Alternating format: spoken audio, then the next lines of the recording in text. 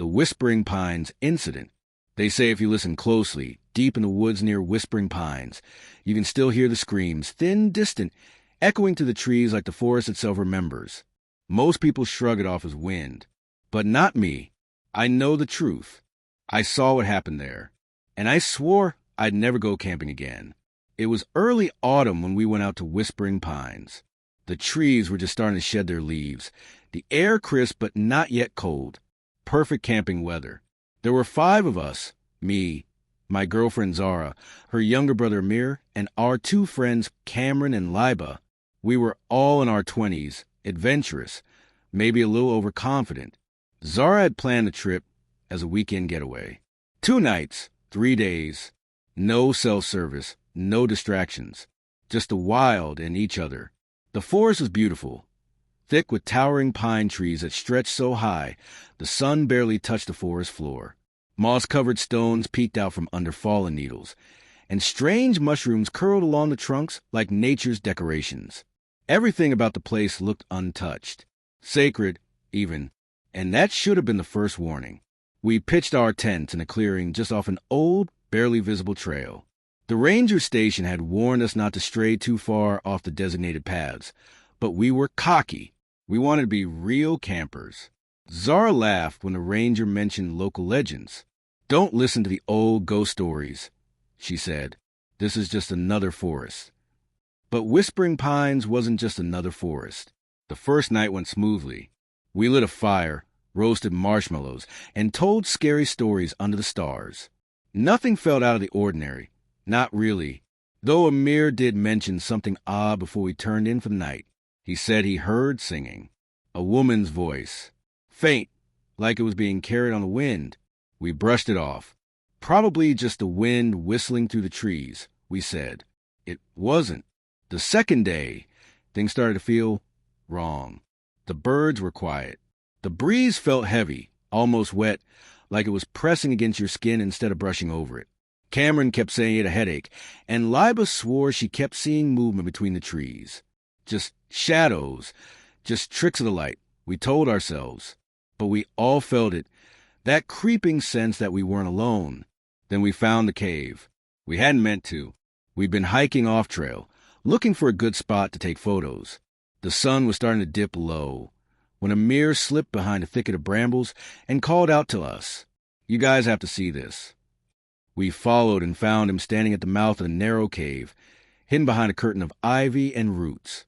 It was strange, completely out of place. The air around was colder, and the smell like wet stone and something rotting deep below. I should have stopped him. I should have said no. But Zara was already pulling out her flashlight. "Come on," she said, grinning. "It's just a cave. What's the worst that could happen?" We went in. At first, it was like any other cave. Damp walls, echoes, dripping water. But the deeper we went, the quieter it got, until even our footsteps felt muffled, like the cave was swallowing sound. We came to a narrow chamber where the ceiling was low and the walls were covered in strange markings. Handprints, but far too large and not quite human. Liba gasped and pointed. On the far wall, etched into the rock, were symbols, circles within circles, and a long, jagged spiral that twisted into a shape that almost looked like an eye. "Maybe it's old tribal art," Cameron suggested, but even he didn't sound convinced. Then we heard it, the singing, low, hollow, female. It was coming from deeper in the cave. None of us spoke. We were frozen in place, hearts hammering in sync. Then Zara whispered, "We should go." And we did, or tried to, because the cave didn't want us to leave. The path back out had changed. I swear to you it was different. The turns didn't match. The angles were wrong. We kept looping back into the same chamber. The one with the spiral. The eye. No matter which way we went, we ended up right there. The singing got louder. Zara was the first to lose it. She started crying, shaking. "Something's wrong," she kept whispering. "It's watching us." Amir tried to calm her, but then he froze. "Do you hear that?" We all turned silent. Underneath the singing, there was breathing, clothes, right behind us. I spun around, flashlight beam cutting through the dark. Nothing. But Liba screamed. She pointed to the shadows, her face pale. There's someone back there. We ran, blindly, recklessly, scrambling through wet rock and clawing vines that seemed to have appeared from nowhere. The cave felt alive, walls pulsing, air tightening. It felt like we were being pushed, funneled, guided. And then light. We burst out into the clearing, panting, scraped and bruised. The cave mouth looked exactly as it had before. Still, quiet. We didn't speak for a long time. That night, we didn't light a fire. We didn't eat. We sat in a circle, backs to each other, watching the dark. And sometime around 3 a.m., the singing came back. But this time, it was right outside the tent. Soft, sweet, almost a lullaby. None of us dared unzip the flap. We just held our breath and prayed it would stop. It didn't. The singing lasted until sunrise. When we finally emerged, the forest looked changed. The trees were leaning in, closer, like they had moved during the night. Our backpacks had been opened, our shoes rearranged in a perfect circle around the cold ashes of our dead fire. And carved into the bark of the tree nearest the tents was that same spiral symbol from the cave. We packed up in silence and left whispering pines. None of us ever talked about what happened again. Liba moved cities. Cameron deleted all his social media and cut ties. Amir still has nightmares. He screams about eyes in the dark. Zara and I broke up 3 months later. She said she couldn't stand the sound of music anymore, especially lullabies. And me, I haven't gone camping since, because I still hear the singing, sometimes late at night, through the window. And last week, I found that spiral etched into the side of my car, the thing that called my name at Black Hollow Creek. I never believed in ghost stories. I used to laugh at them, honestly. They were campfire fuel, fun to tell, sure, but all made up. But that changed last summer, after the Black Hollow trip, when something in those woods called my name from outside the tent. Something that sounded like me. Something that wasn't human. It started simple, me and 2 of my friends, Rayhan and Bilal, just trying to escape city life. We'd been planning a camping trip for weeks. Picked a remote trail near Black Hollow Creek in northern Pakistan, way up in the pine-covered mountains. Rayhan had read online that it was quiet, barely known, untouched, and that's what drew us in. We reached the trailhead in the late afternoon. The road leading in was narrow, carved into a steep hill, barely enough for one car to squeeze through. The trees pressing tight on either side. Tall, gnarled pines with bark as dark as charcoal and needles that whispered when the wind blew. We joked about the place being haunted, but I could tell we were all a little uneasy. There was a tension in the air, like the forest was holding its breath. After an hour hiking, we found a clearing near the creek. The water was black and still, barely flowing. Even the insects were quiet. No birds, no crickets, no frogs. Just silence, thick and heavy like a blanket soaked in dread. We set up our tents, gathered some dry wood, and built a small fire. Rayhan cooked dinner, beans and rice over the camp stove, while Bilal talked about old jinn stories his grandfather used to tell. He laughed as he told them, but the way his voice kept lowering, it was like part of him did believe. He kept glancing into the trees. There's something different about forests that never get touched, he said, staring into the dark. Like they remember being wild. That night, after the fire died and we retreated to our tents, I couldn't sleep. The silence outside was too perfect. I kept waiting for an owl, a twig snap, even the chirp of a distant bird. Nothing. Around 2 a.m., I finally started to drift off. Then I heard it. Raza, my name, clear as day, a whisper, right outside the tent. I shot up, heart thudding. My mind scrambled for logic. Maybe it was Rayhan playing a prank. Maybe Bilal couldn't sleep either and wanted to talk. I waited, listening. Nothing. Then it came again. Raza, come out. This time, the voice was wrong. It sounded like me, like someone imitating my voice, matching the tone, pitch, and breath patterns exactly. It was like hearing your own voicemail, but spoken from a mouth right outside your tent. I froze. Every hair on my body stood on end. I didn't move, didn't speak. Then came a sound that shook me to my core. Zipper teeth, the tent flap slowly unzipping. I held my breath, eyes locked on the shaking fabric. Then it stopped. The flap remained closed. But I saw the shadow shift outside, slow, unnatural, almost like it had too many arms and not enough spine. It circled the tent once, and then it began to laugh. Softly, the same way I laugh. That was the worst part. Not that it was laughing, but that it was mine. I wanted to scream for Rayhan or Bilal, but I couldn't. Something told me if I made a sound, it would be over, not just for me, asterisk for all of us, asterisk. Eventually, the laughter faded, and I passed out from fear. When I woke the next morning, the tent was untouched. The zipper was still closed. My friends looked tired too, more pale, more quiet. Bilal was the first to speak. He said, "Did anyone hear voices?" Rayhan nodded slowly. It called me by my brother's name. We sat in silence for a long time. None of us had slept. None of us had unzipped our tents. But we all heard something. We left Black Hollow Creek that morning, never speaking a word on the way back down the trail. The air felt heavy the whole time, like something was watching us through the trees, following close but just out of view.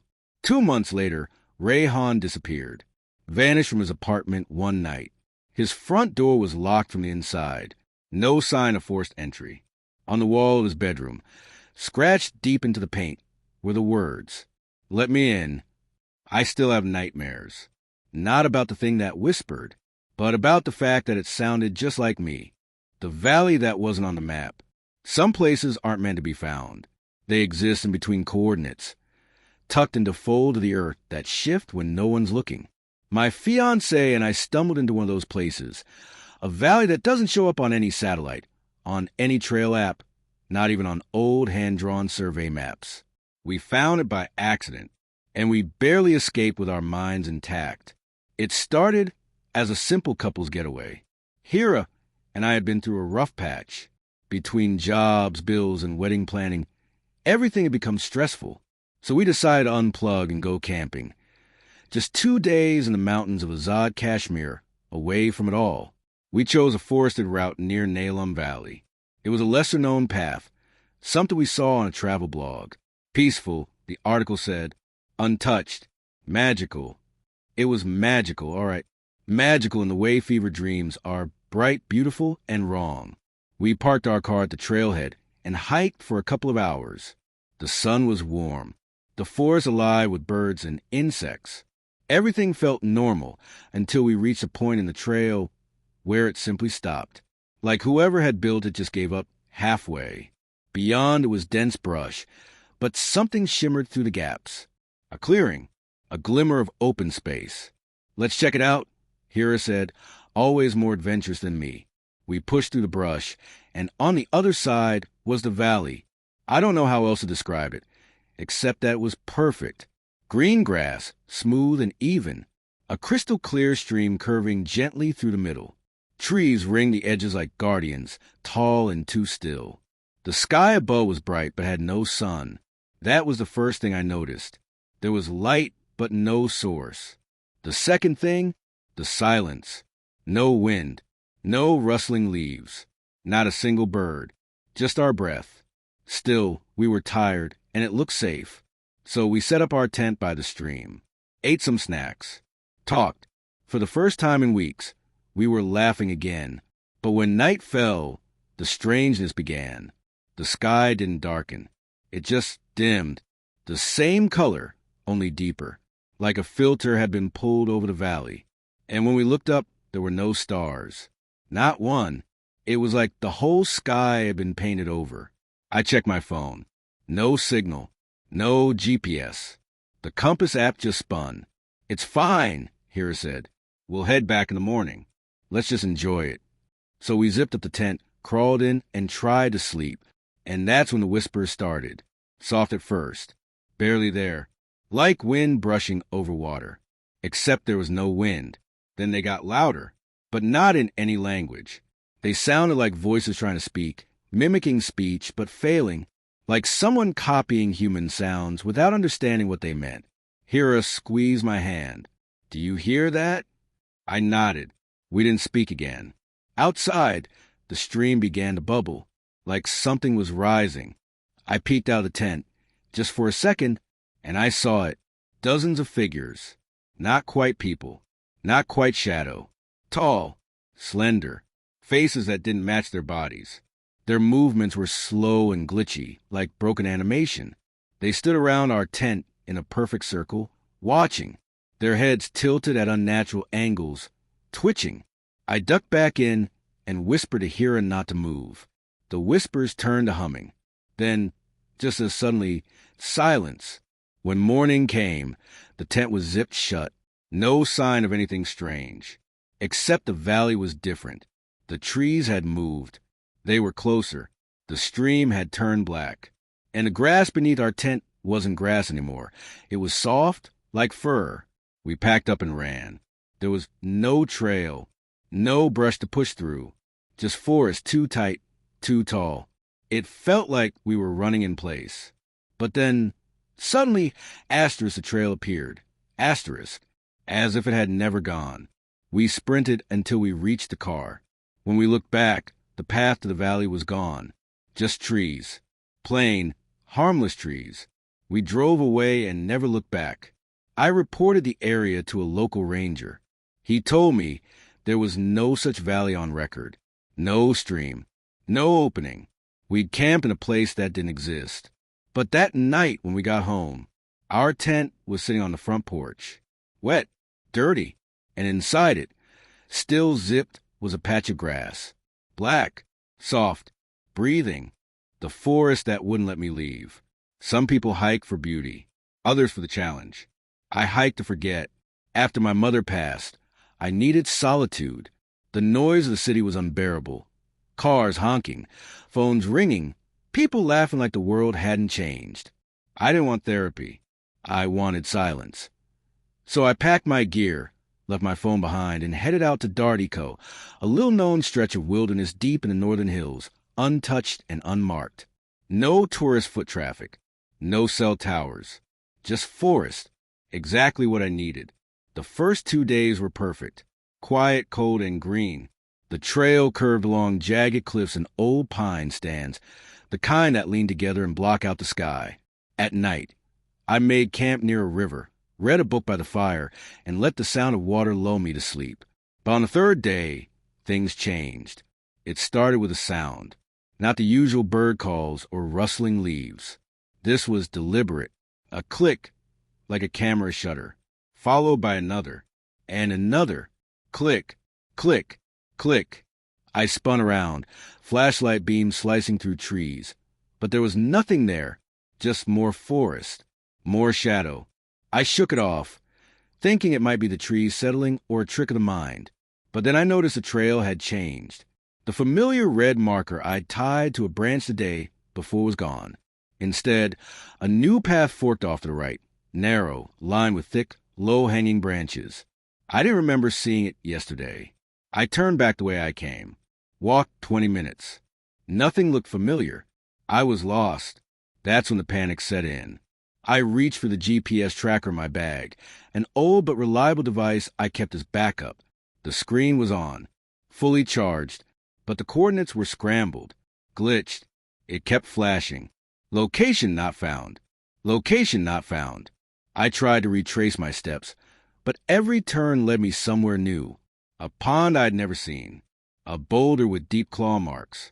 Trees that leaned inward, as if watching. By evening, the forest had gone silent. Even the insects were gone. I set up camp again, forced myself to eat, though my stomach churned. Something felt wrong, like the forest was too aware of me. I didn't sleep. I just lay there in my tent, listening. And sometime around 2 a.m., I heard breathing. Not mine, not animal. Human, slow, shaky, just outside the tent. I didn't dare unzip it. I just gripped the knife I kept under my sleeping pad and held my breath. Then came the whisper. "Why are you trying to leave?" It was soft, childlike, male and female at once. I said nothing. The whisper came again. Closer. "We like it when you stay." I closed my eyes, willing it to stop, wishing I'd never come. The next morning, I bolted. Didn't even pack. I just ran. I don't know how long I moved, how far. But finally, after what felt like hours, I found something man-made, a collapsed wooden sign half buried in mud. I pulled it out and wiped the dirt away. It read, "You are now leaving Darty Co." The letters were carved deep, almost desperate. But behind it, just trees. No exit, no trail, just more forest. That's when I realized something. Darty Co. wasn't a place you entered. It was a place that entered you. It made itself bigger, deeper, more confusing, just to keep you inside. It wanted me, needed me, and it wasn't going to let me go easily. I don't know how I got out. I must have passed out because I woke up in the back of a ranger's truck near the base camp. They told me I'd wandered into a restricted section. Said they'd found me talking to myself, walking in circles barefoot. I didn't even have my shoes anymore. My backpack was never recovered. But last week, someone mailed it to me. No return address. Inside was a single pine cone. Carved into it were the words, "Stay." The grave beneath the tree. We never meant to find the grave. It wasn't on any map, wasn't marked with a sign, and definitely wasn't part of the hiking trail. But there it was, half buried under gnarled roots at the base of a crooked tree deep in the wilderness of Sin's Kurta Mountains. An old tree, bent like it was bowing towards something beneath. Its bark was blackened, blistered, like it had been scorched in a fire no one remembered.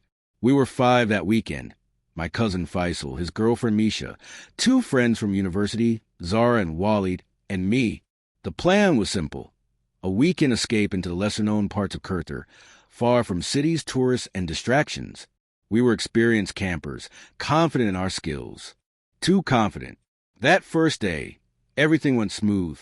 We hiked, we joked, we pitched our tents beside a dried-up stream. It was Walid who first noticed the tree. "Looks dead," he said, pointing to it.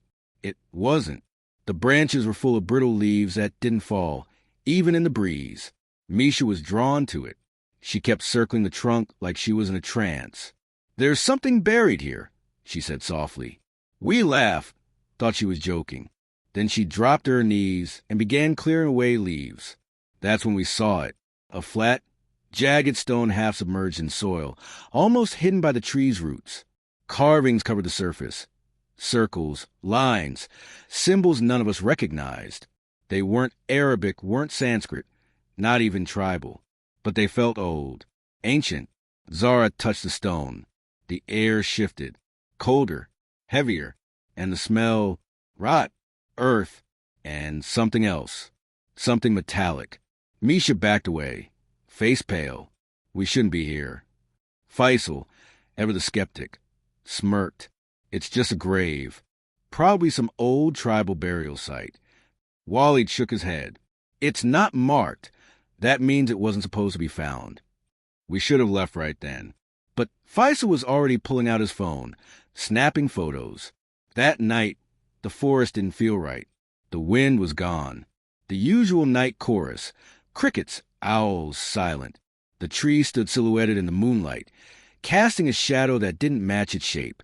It stretched longer, reached further, almost like it was crawling toward us. Around midnight, Misha started whispering in her sleep. We all heard it. Her tent was right next to mine. The whispering wasn't in any language I recognized. It was fast, wet, choked, like someone drowning while trying to speak. Then she started laughing. Low, guttural, not her voice. Faisal tried to wake her, but she screamed, eyes wide open, locked on something none of us could see. She kept repeating one phrase over and over. "It's awake! It's awake! It's awake!"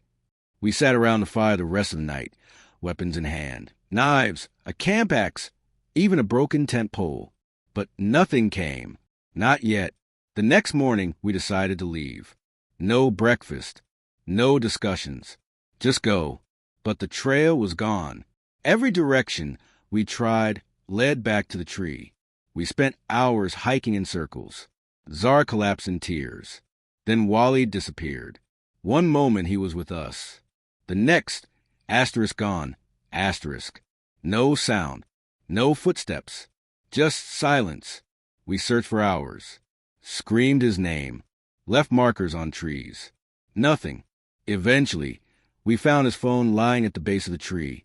The screen was cracked, camera still recording. We played the footage. It showed Waleed walking ahead of us. Then the camera tilted violently, like he'd turned suddenly. There was something behind him, just a glimpse, a shape, tall, wrapped in roots and bark, eyes like knots carved into wood. And it whispered, "This is mine." The video ended.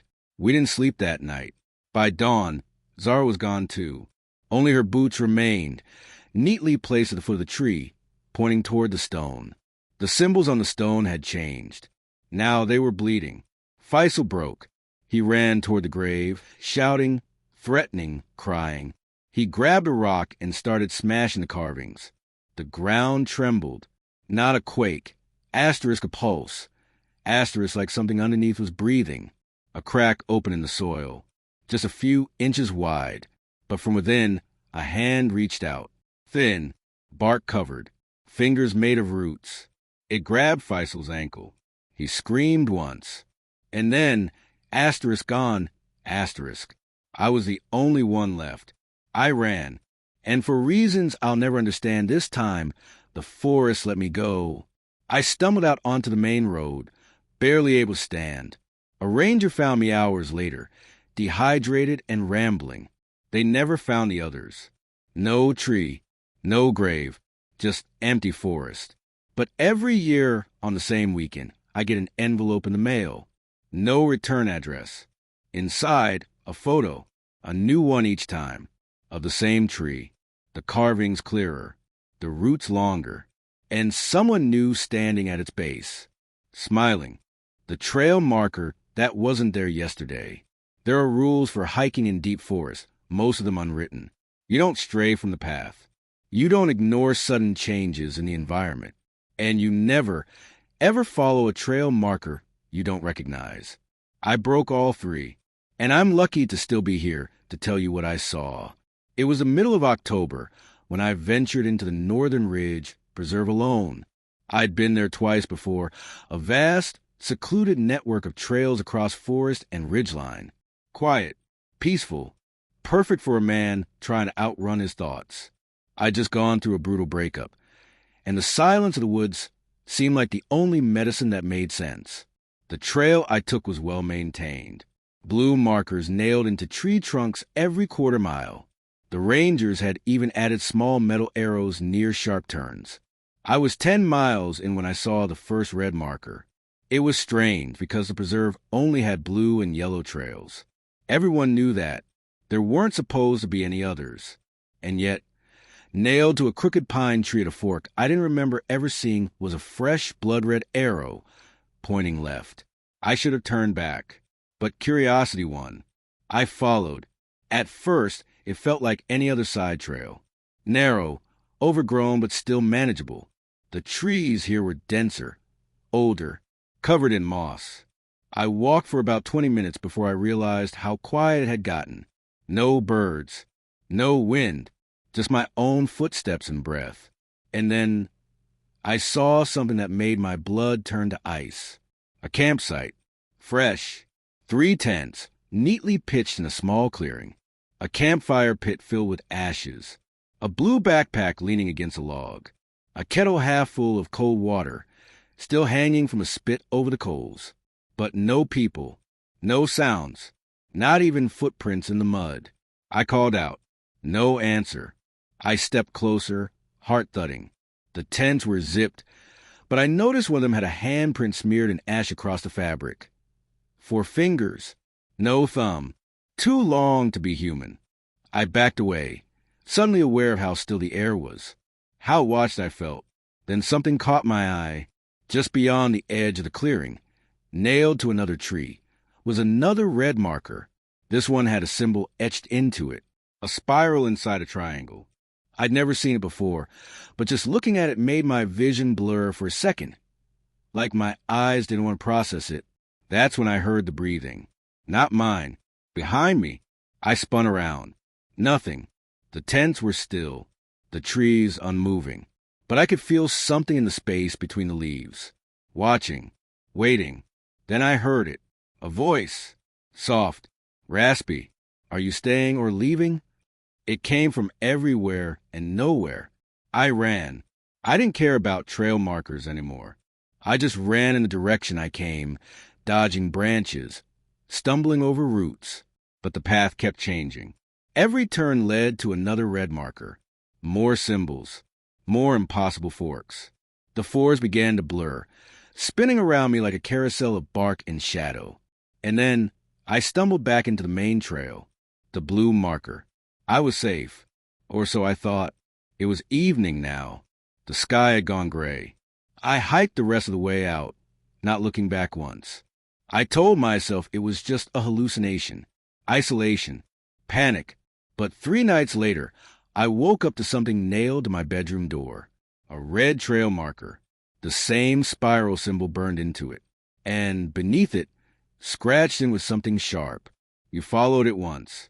You'll follow it again. I haven't gone into the woods since, but I see them sometimes. Out of the corner of my eye. Red arrows. Pointing. Always pointing. Towards somewhere I'll never escape if I go again. The ranger station that wasn't abandoned. We weren't lost, at least not at first. We were 5 friends on a weekend camping trip near the Nalter Forest region. It was supposed to be a relaxing getaway, one last adventure before everyone got pulled into work, weddings, and real-life responsibilities. The first day had gone perfectly. We made camp near a freshwater stream, cooked over the fire, told ghost stories under a sky full of stars. The second day, things changed. It started with Rima twisting her ankle during a short hike. We were about 5 miles from the main road, and she couldn't walk. No cell signal, of course. The rest of us, Ali, Faraz, Mevish, and me, took turns trying to carry her, but the terrain was steep and full of loose rocks. After a few grueling hours, we spotted something in the trees, a rooftop half swallowed by vines. It was a ranger station, or what looked like one. Faded green paint, a broken porch, the windows caked in dirt. It was built high on stilts, and a rusted sign hung sideways near the steps. Forest Outpost 13. Authorized personnel only. We were shocked. This place wasn't on any map. Even the ranger who'd checked us in at the park station never mentioned it. We climbed the steps and knocked. No answer.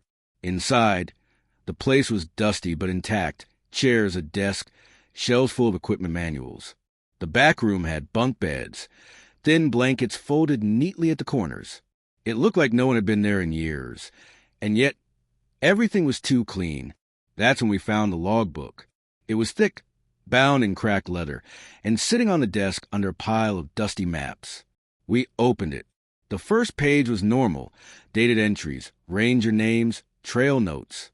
But as we flipped through, things changed. The handwriting grew erratic. The names became less and less familiar, and the dates impossible. Entries from 2029, 2033, even one from January 4th, 2086. But what chilled me was that the names matched none of the park's current staff. Instead, each entry ended with the same phrase, written in red ink. Asterisk, asterisk, didn't follow protocol. Stayed too long. The forest took them. Asterisk, asterisk. We were unsettled, but assumed it was some prank. Maybe local kids messing around. But then Mevish flipped to the last page. There were 5 names written in trembling ink. Rima, Faraz, Mevish, Ali, and mine, asterisk, asterisk. The timestamp, tomorrow, 3:13 a.m., asterisk, asterisk. We froze. Faraz slammed the book shut. This is some sick joke. But the air had changed. Heavy, pressing. Then the radio crackled. A soft voice. Static-laced. Do not leave the station. They're watching. We backed away. The lights flickered, though we hadn't turned on any power. From the window, I saw movement in the trees. Shapes. Figures. Dozens of them. Standing still. Unblinking. We tried to leave, but the door wouldn't open. Rima screamed. The logbook was now open on the floor, flipped to a new page. The same 5 names. Only this time, One was crossed out in red. Rima. We turned to her. She was staring into the corner of the room, mouth open, eyes wide, frozen. When we touched her, she was ice cold, unmoving, but breathing. Barely. We couldn't wake her. Ollie tried breaking a window, but the glass wouldn't shatter. Faraz used a crowbar on the door. Nothing. The voice on the radio returned. You open the book. That was the pact. You read your names. Now you belong. We huddled together, watching the windows, the stairs, the woods. And then, just like that, the front door swung open at dawn. We carried Rima out. She never spoke again. Her body functions. She eats. She walks. But she hasn't said a word since that night. Just stares into the distance like she's still there. We reported the outpost to the forest department. They investigated, searched the coordinates we gave them, and found nothing. No ranger station. No logbook. Just trees. They said Outpost 13 had burned down in 1991. But the logbook? It appeared on my doorstep last week. And the newest page? It's dated for next weekend. And the names? Yours could be next. The lights that led us into another time. You always hear stories about people seeing lights in the woods. Will-o'-the-wisps, ghost lanterns, strange orbs floating between the trees. I used to think they were hallucinations, reflections, or just overactive imaginations. But that was before the night those lights led us somewhere we should have never gone. It was just me and my brother, Aman, on a weekend hike near the Margalla Hills. We weren't deep in the wilderness, only a few hours from a main road. We found a nice flat patch near an abandoned fire lookout tower and set up camp. The first day went well. No rain, no strange animal noises, just stars overhead and the kind of quiet you only get when you're really far from civilization. At around midnight, we were sitting by the fire when Aman suddenly froze. "Do you see that?" he whispered. At first, I didn't. But then, between two thick deodar trees, a small light appeared. It hovered about 5 feet off the ground. Soft, pale, like a lantern someone was holding far off in the distance. And then another one blinked into existence. And another. 3 lights now, floating, not moving, perfectly spaced apart. Then they began to drift, slowly, like they were guiding us. We both stood. The logical part of my brain said, "Stay put. This isn't normal." But the lights felt inviting. Aman whispered, "Maybe it's another group. Maybe someone's hurt." We grabbed our flashlights and followed. 10 steps into the woods, and the fire behind us vanished from view. The trees thickened. The air turned heavy, like we'd walked into a different atmosphere. We kept walking, and the lights kept moving. Always ahead. Always just far enough that we had to keep chasing. After what felt like an hour, we reached a small clearing. The light stopped, and that's when we realized there was no sound, no wind, no crickets. Even our breathing felt muffled, like we were underwater. Then the lights began to rise, slowly, silently, into the air until they disappeared into canopy. And in their place stood a structure. It hadn't been there before. Old, ancient, like a crumbling stone shrine built from blackened rock and overgrown vines. At its center, a doorway. No door, just darkness. Aman whispered, "That wasn't here 5 seconds ago."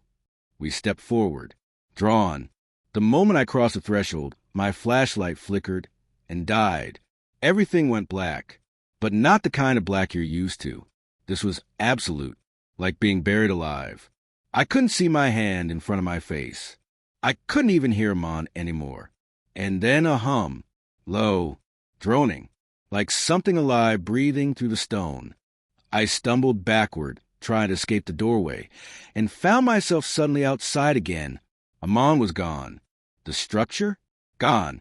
Just trees. Silence. I screamed his name, ran in circles, searched for hours. At dawn, I found our campsite. It was different. The fire pit was cold, as if it hadn't been lit in days. Our gear was rotting, half covered in soil. My phone, which I'd left charging in the tent, now said the date was July 3rd, 2031. We had gone camping on July 6th, 2025. 6 years. Gone. I collapsed. When a rescue team found me, I couldn't explain anything. They said I was lucky to be alive. But Amon was never found. They assumed he got lost, ran off, maybe fell. But I know the truth. The lights took him, took us somewhere else. A fold in time the forest had opened for just a moment. And whatever's in that shrine, it isn't done. Because 2 days ago, my flashlight turned on by itself. And inside the beam were 3 floating lights, waiting. The stairs in the forest that lead to nowhere. They say if you hike deep enough into the forest, you'll find them. Stairs, just standing there, alone, leading up to nothing. No walls, no building, just a staircase rising into the sky like the beginning of something never finished, or something never meant to be found. I didn't believe the stories until I found them myself. It was in the Thandiani Hills, up north near Abbottabad. I'd gone solo, just me, my pack, and 5 days off from everything. I was looking for peace. Instead, I found them. On day 3, I took an unmarked path that dipped into a narrow gorge. The trees there were tall and heavy, their branches draped in a mist that didn't burn off with the sun. There was a strange hush to that place, like the world itself was holding its breath. And then I saw them. Stairs, perfectly preserved, about 20 steps, built of red stone, that didn't match anything in the region. No moss, no cracks. Just clean, like they'd been placed there yesterday. And they rose straight up from the forest floor, disappearing into branches of a massive leafless tree. I stared. There was no platform, no structure, no explanation. I should have turned around. But curiosity is a funny thing. It whispers louder than reason. I climbed. The first step was warm. Too warm for the cool mountain air. My boots sank into it a little, like the stone wasn't quite solid. I paused, but kept going. Second step. Third. By the 5th step, the forest had gone quiet. Not just silent. Asterisk dead. Asterisk, even the wind stopped. My ears popped like I was gaining altitude too fast. By the 10th step, I started hearing whispers. Not outside. Inside my head. They weren't words. Not exactly. More like emotions. Asterisk rage, sadness, hunger, grief asterisk. Folded into sound that shouldn't exist. By the 15th step, I felt like something was pulling at my spine. A gravity I couldn't explain, drawing me up, even as every instinct begged me to climb down. Then step 20. I reached the top, and everything changed. It was still the forest, but wrong. The sky was red. The trees were black silhouettes, frozen and twisted into shapes that looked like people mid-scream. The air smelled like copper and burnt sugar. At the base of the stairs where I'd started was a man, or something like a man. His face was too long, his eyes too wide. His smile cut all the way to his ears. He wore tattered ranger clothes from a decade past. His name tag read, Kashif Outpost 9. But there was no Outpost 9. His mouth didn't move, but I heard his voice inside me. Most only get halfway. You climbed too far. I tried to speak, but couldn't. He stepped toward the stairs. I backed away. Go back, he said, before it sees you, before it remembers your name. And then he vanished, just blinked out of existence. The forest began to pulse. The trees groaned like they were waking. I ran, leapt down the stairs, skipping 3, 4 at a time. As soon as my foot hit the ground, I collapsed. The forest was back. Normal sky, normal trees. The stairs were gone, like they'd never been there. But that night, back at camp, I found something in my bag. A single red stone step. Carved into it was one word. Stay. And now. Sometimes when I close my eyes asleep, I feel myself climbing again, one step at a time, even though I'm lying still. I think the stairs are still inside me, waiting. They looked like my friends, but they weren't. The last morning of our trip was supposed to be peaceful. 3 of us, Junaid, Bilal, and myself, had hiked into the quietest part of Chitral Forest, far from towns, trails, even maps.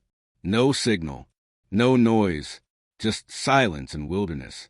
It had been 3 nights of perfect isolation, until the 4th morning when I woke up alone. Not just alone in my tent, asterisk alone asterisk in the whole campsite. The fire had burned out. Their tents were unzipped. Their packs were still there, but the sleeping bags were empty. No boots missing. No gear disturbed. Just gone. I called out for them, thinking maybe they'd gone to relieve themselves or explore nearby.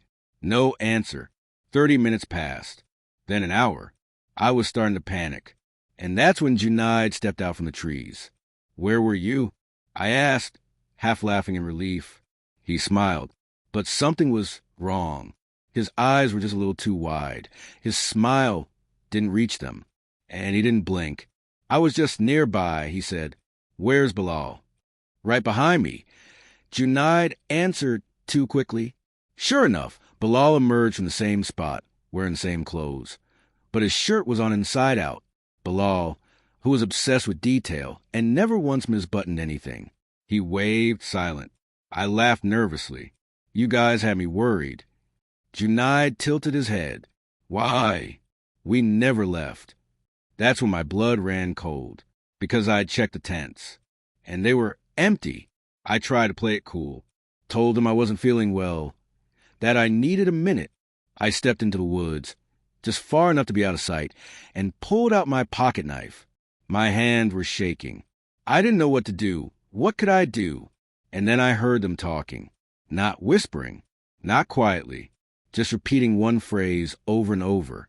"He knows, he knows, he knows." Their voices overlapped, perfectly synchronized, not angry, just matter of fact, like they were reading from a script. I turned back toward camp, and they were both standing there now, watching me, smiling. Too wide. I grabbed my pack and ran. I didn't care about the gear I left behind. I didn't stop to look back. I sprinted until my lungs burned, until the light started fading, until my legs collapsed beneath me. And that's when I heard my voice. From behind me. "Don't go. We're still friends." I didn't turn around. I crawled until I found a ranger station, an old one boarded up but with a working emergency beacon. A search team found me at dawn. I told them everything. They looked at me like I was broken. But here's what I know.